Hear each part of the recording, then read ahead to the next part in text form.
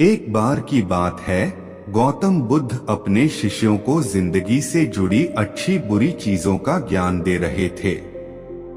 सभी शिष्य उनकी बातों को बहुत ध्यान से सुन रहे थे। उन सभी में एक शिष्य ऐसा था जिसे प्रश्न पूछने की बहुत आदत थी। वो उठकर गौतम बुद्ध के पास गया और उनसे बोला, आप हमें जिंदगी के बारे में जो कुछ सिखा रहे हैं उस सब का क्या फायदा, क्योंकि हम में से बहुत से बच्चों को ये भी नहीं पता कि हमारे जीवन का मूल्य क्या है और ये जीवन हमारे लिए कितना कीमती है।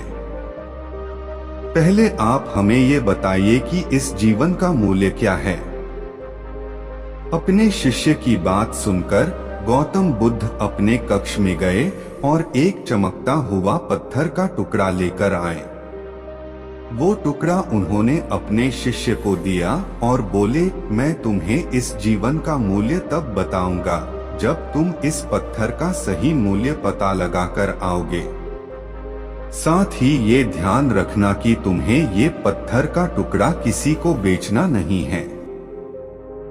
गौतम बुद्ध की बात मानकर वो शिष्य बाजार की तरफ चला गया। बाजार में सबसे पहले उसकी नजर एक फल बेचने वाले पर पड़ी और उसने वो पत्थर उस फल वाले को दिखाया और बोला, इस पत्थर के बदले आप मुझे कितने फल दे सकते हो। फल वाला बोला, ये पत्थर कुछ खास तो नहीं है, लेकिन फिर भी इसके बदले में तुम्हें 10 केले दे सकता हूँ। वो शिष्य उस पत्थर को लेकर आगे चला गया। फिर उसे एक सब्जी वाला मिला। शिष्य ने उस सब्जी वाले से उस पत्थर की कीमत पूछी। सब्जी वाले ने उस पत्थर को ध्यान से देखा और बोला, इस पत्थर की कीमत के बदले में तुम्हें ज्यादा से ज्यादा एक बोरी भरकर सब्जियां दे सकता हूँ। इसके बाद वो शिष्य उस पत्थर को लेकर एक सोने के व्यापारी के पास गया। उस पत्थर की टुकड़े की चमक देखते ही उस सुनार ने उसकी कीमत 100 सोने के सिक्के लगाए। शिष्य ने वो टुकड़ा बेचने से मना किया तो वो सुनार उसके बदले 200 सोने के सिक्के देने को भी राजी हो गया। लेकिन शिष्य ने वो पत्थर नहीं बेचा। इसके बाद वो शिष्य एक हीरों के व्यापारी के पास गया और उनके सामने उसने वो पत्थर के टुकड़े को रख दिया। उस पत्थर को देखते ही हीरों के व्यापारी ने एक साफ कपड़ा बिछाया, उस पत्थर को उसके ऊपर रखा, फिर उसकी परिक्रमा की और हाथ जोड़कर उस पत्थर को कपड़े में लपेटते हुए वो बोला, तुम जिसे मामूली पत्थर समझकर उसकी कीमत पूछ रहे हो, असल में ये एक बेशकीमती रूबी है। ऐसा रूबी हर किसी को नहीं मिलता। मैं अगर अपना सब कुछ बेच भी दूं तो भी इसकी कीमत नहीं चुका सकता। उस व्यापारी की बातें सुनकर वो शिष्य हैरान हो गया। वो दौड़ा दौड़ा सीधा बुद्ध के पास आया और उन्हें उसने जो कुछ भी बाजार में हुआ वो सब बताया।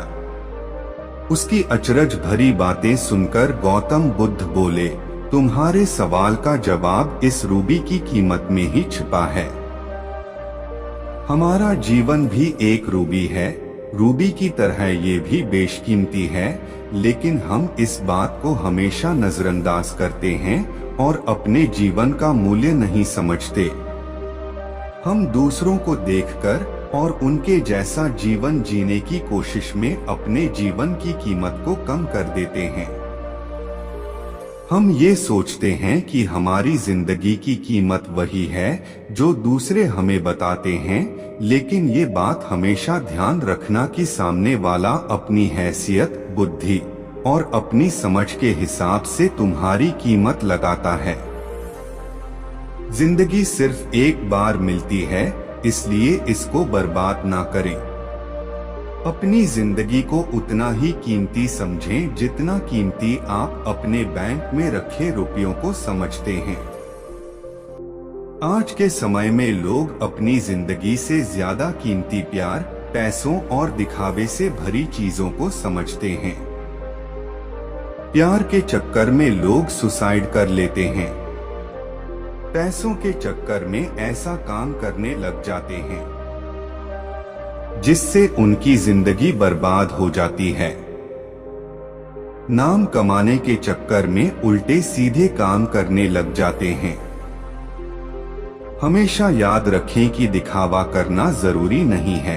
प्यार दोबारा मिल सकता है, पैसा फिर कमाया जा सकता है, लेकिन जिंदगी को फिर से पाया नहीं जा सकता। इसलिए अपनी इस बेशकीमती जिंदगी को अच्छे से जिएं, हर पल का आनंद लें। कभी ये ना सोचें कि आप इस दुनिया में किसी काम के नहीं हैं, ना कभी ये सोचें कि आपकी जिंदगी व्यर्थ है। आपके होने या ना होने से कुछ फर्क नहीं पड़ता। जब भी ऐसे नेगेटिव विचार आपके मन में आए तो खुद को बस ये याद दिलाएं कि जीवन एक रूबी है और ये बेशकीमती है। तो मित्रों, इस कहानी से आपको क्या शिक्षा मिली? मित्रों, जीवन बहुत अनमोल है, इसे व्यर्थ न गंवाएं। मित्रों, इस चैनल को लाइक और सब्सक्राइब कर लें ताकि इस तरह की वीडियो फिर ला सके। नमो बुद्धाय।